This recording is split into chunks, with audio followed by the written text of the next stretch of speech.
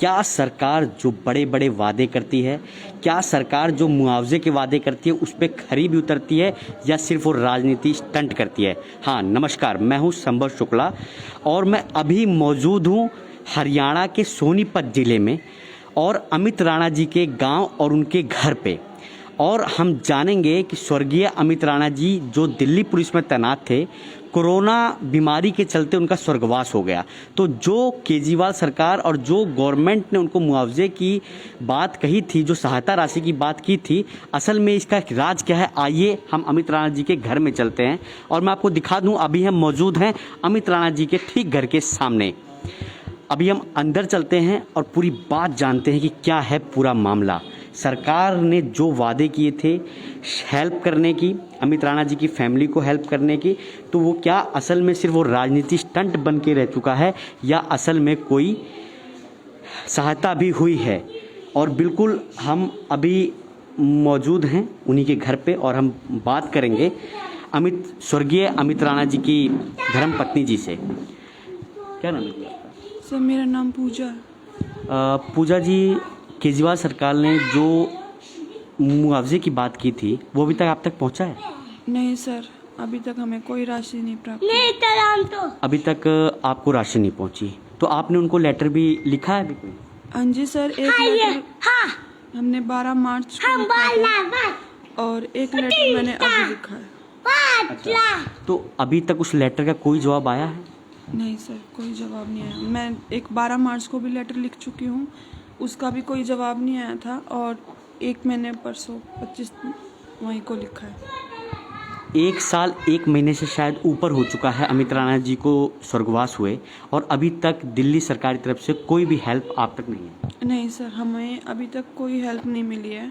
1 साल हो गया है। उन्होंने ट्विटर पर, सोशल मीडिया पर उन्होंने अनाउंसमेंट की थी। उन्होंने कहा था कि आपके हस्बैंड की उसमें हमें एक करोड़ की सम्मान राशि दी जाएगी। उन्होंने दिल्ली वासियों की सेवा रक्षा करते हुए उन्होंने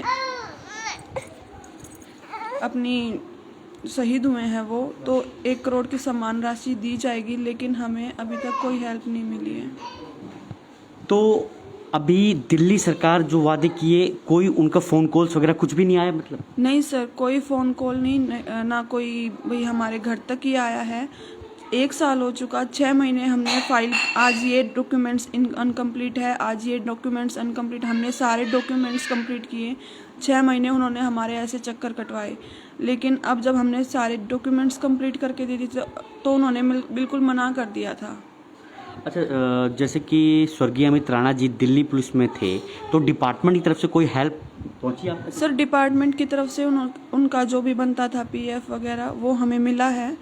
हाँ, कितना है क्या है ये अब मेरे को अभी कुछ जानकारी नहीं है, क्योंकि मैं प्रेग्नेंट थी और कुछ कोविड के चलते मैं बाहर जाती ही नहीं हूँ बिल्कुल भी। अभी आप अपने मायके में मौजूद हैं? हाँ जी सर, क्योंकि एक तो मेरी प्रेगनेंसी में काफ़ी कॉम्प्लिकेशन थी और इस वजह से मेरे को यहीं रहना ठीक लगा। जी, आपके परिवार में अमित राणा जी के अलावा भी कोई कमाने वाला है? नहीं सर, मेरे जेठ हैं वो खेती करते हैं। अच्छा। और मेरे ससुर हैं वो ना तो सुन सकते हैं ना बोल सकते हैं।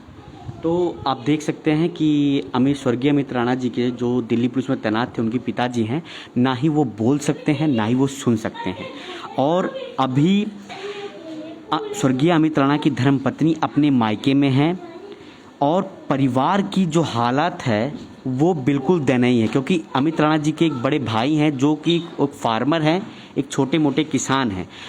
तो जी आप ये बताइए कि घर की हालत कैसे है, घर के खर्चे कैसे चल रहे हैं, कैसे चल रहा है? सर अभी मैं अपने घर रह रही हूँ, ये मान लो कुछ प्रेगनेंसी की वजह से था और कुछ अब जैसे टाइपिंग टेस्ट बोला हुआ है, तो गांव से यहाँ आने में ना तो कोई छोड़ के वहीं व्हीकल की कोई सुविधा नहीं है और कुछ भी लॉकडाउन चल रहा है, तो मेरा ये था कि मैं अपने घर रह कर ही कुछ कर सकती हूँ। और फाइनेंशियली कंडीशन मेरे ससुराल वालों की अच्छी नहीं है, कोई कमाने वाला ही नहीं है। वो एक ही थे, पूरे 5 बहनें उनकी और खुद मेरे जेठ हैं और पापा, खुद मैं, हम उन पे कहीं ना कहीं हम सभी उन पे डिपेंड थे। आपके कितने बच्चे? सर मेरा एक बेटा एक बेटी है। बेटी अभी हुई थी जनवरी में और बेटा 5 साल का हो जाएगा अगस्त में। तो जो ये सरकार बड़े बड़े वादे करती है, जो केजरीवाल सरकार, दिल्ली के मुख्यमंत्री जिन्होंने कहा था कि 1 करोड़ की धनराशि की सहायता करेंगे स्वर्गीय अमित राणा जी के परिवार को, तो अभी तक वो धनराशि नहीं पहुंची है। तो मैडम ये बताइए, आपने कभी वहाँ जाने की कोशिश की, उनके दफ्तर जाने की कोशिश की? सर हम दफ्तर, हमारी इतनी पहुंच तो है नहीं, और कई बार जैसे हमने कोशिश भी की तो ये कह दिया गया कि वो अभी बैठते नहीं हैं। हमने 1-2 बार खुद से भी ट्राई किया था, तो उस टाइम ये कह रहे थे कि वो अभी बैठते नहीं हैं, अभी बैठते नहीं हैं। और 1 साल बाद शायद कहीं ना कहीं थोड़ी सी उम्मीद जो जगी है, वो जो अमित खड़किया भैया हैं उनकी वजह से ही मेरे को थोड़ी सी उम्मीद ये हुई है कि शायद हमारी कुछ हेल्प हो जाए, और इन्होंने ही मेरे मन में एक उम्मीद जगाई है। और शायद मैं सर से, मुख्यमंत्री सर से भी यही अपील करूँगी कि उनकी बेटी जैसी हूँ मैं, अगर आप अपनी बेटी को लेके एक वादा आपने उस बेटे के लिए किया था, तो उस बेटी के लिए निभाना भी तो चाहिए आपको वो वादा।